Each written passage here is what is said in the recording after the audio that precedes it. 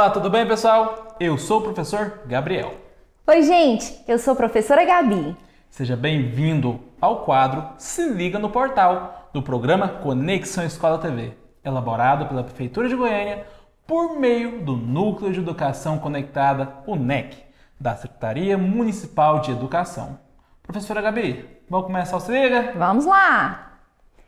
Gente, o quadro Se Liga no Portal vai apresentar para vocês as propostas de atividades que são postadas semanalmente. E o programa é dividido em 2 blocos. No primeiro bloco, apresentaremos algumas atividades dos anos iniciais do ensino fundamental e as atividades da 1ª à 4ª série da educação de jovens e adultos. Já no segundo bloco, vamos apresentar algumas atividades do ensino fundamental anos finais e as propostas de atividades da 5ª à 8ª série da EJA.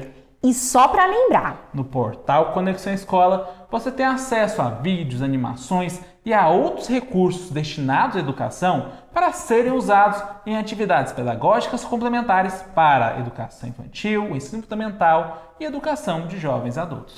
E são recursos produzidos por professores da Rede Municipal de Educação de Goiânia e também de portais de domínio público e parceiros da SME.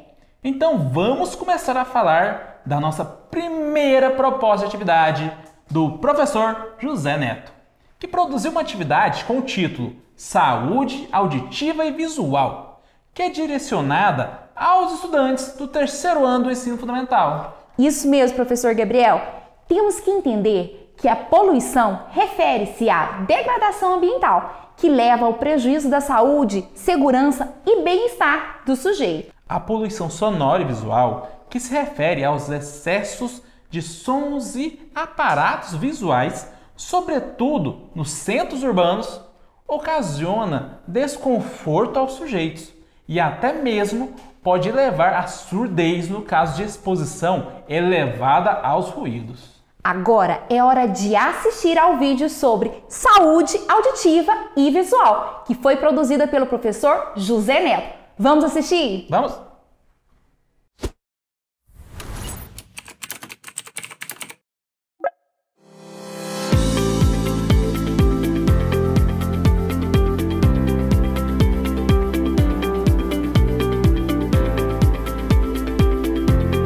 Olá, crianças, tudo bem com vocês? Eu sou o professor José Neto e hoje nós vamos falar sobre saúde auditiva e visual. Isso mesmo, o que nós devemos fazer para manter aí saudável os nossos ouvidos e olhos. E vamos começar com cuidados com os ouvidos. Primeiro, nós precisamos monitorar o volume dos sons. Sons acima de 50 decibéis passam a ser prejudiciais aos nossos ouvidos, sobretudo quando realizamos essa exposição por um longo período de tempo. Por isso, é preciso controlar quando podemos, quando conseguimos, o volume, o tempo de exposição a esses sons. Depois, é preciso ainda realizar a limpeza correta dos ouvidos. Tome cuidado com o uso de cotonetes. No geral, eles não são indicados.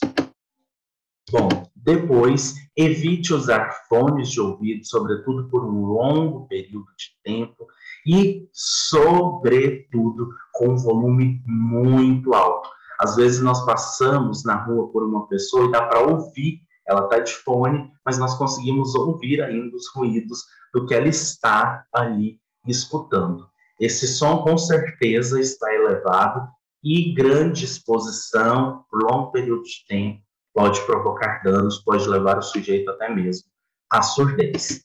Depois, é preciso evitar ficar muito tempo ao telefone, mas também por conta das ondas eletromagnéticas que são prejudiciais aos nossos ouvidos.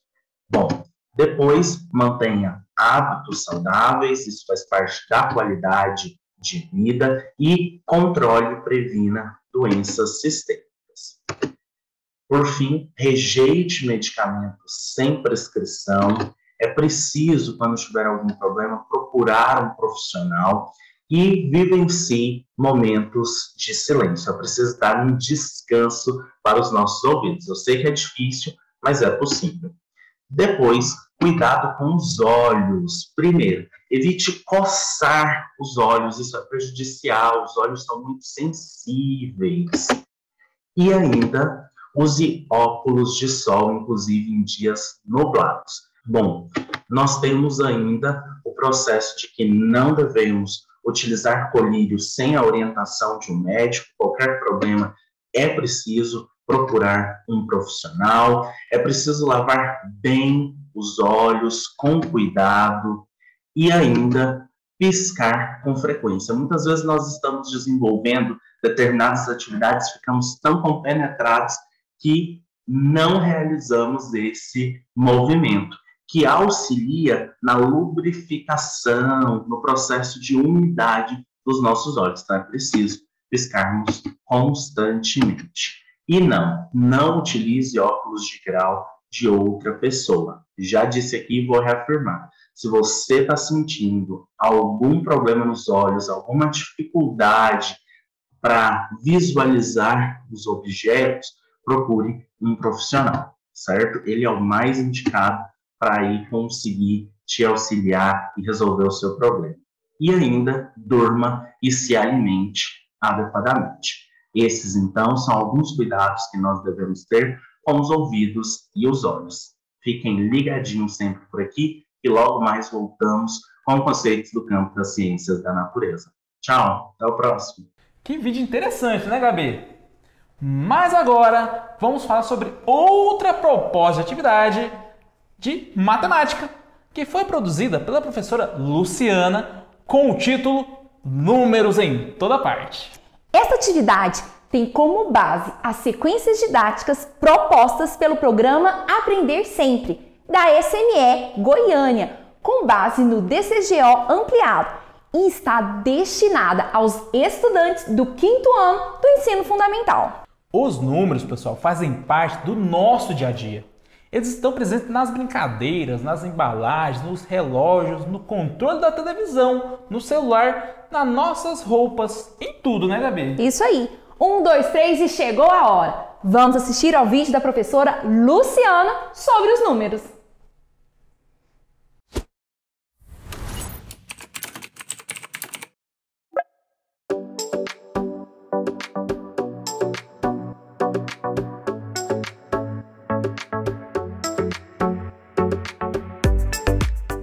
E aí, gente, tudo bem?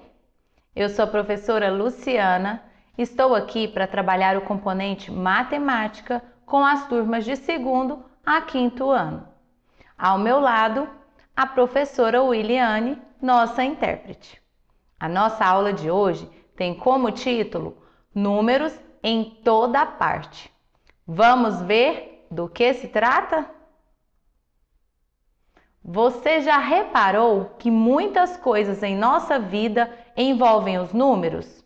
Veja alguns dos muitos exemplos que temos.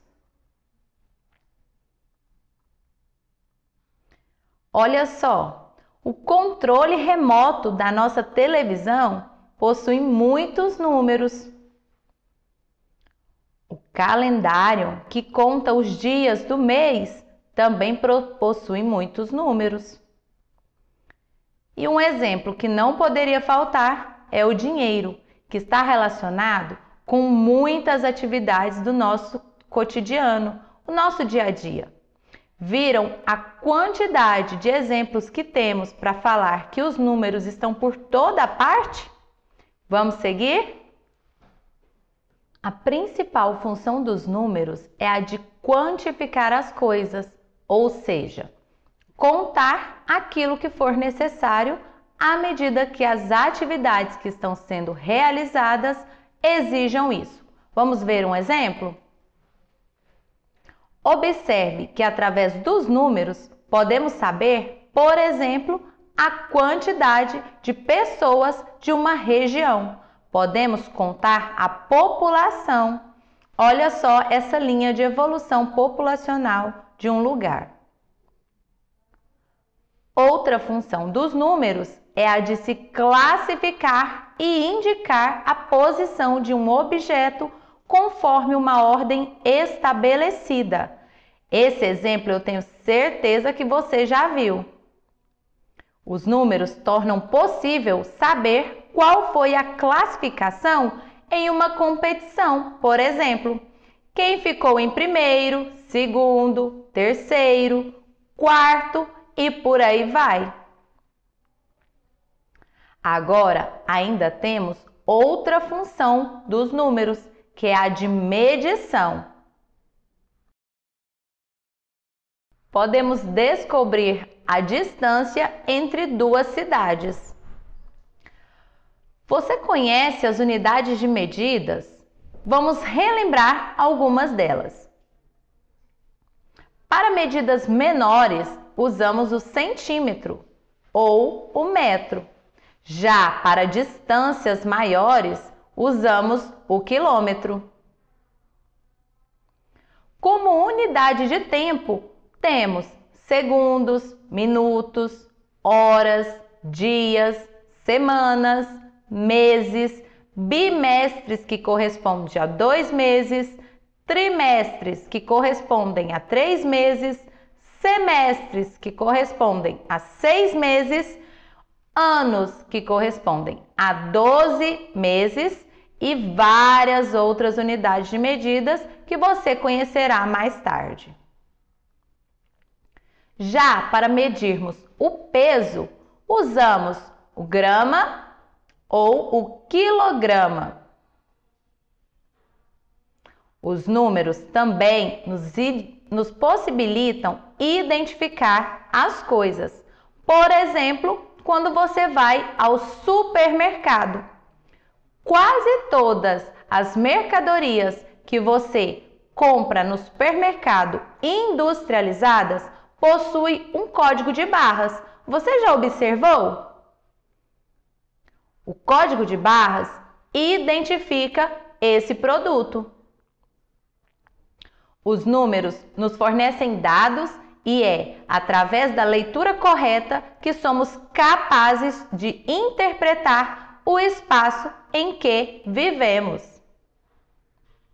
E agora chegou a hora de pararmos para refletir sobre o conteúdo que foi apresentado na aula de hoje.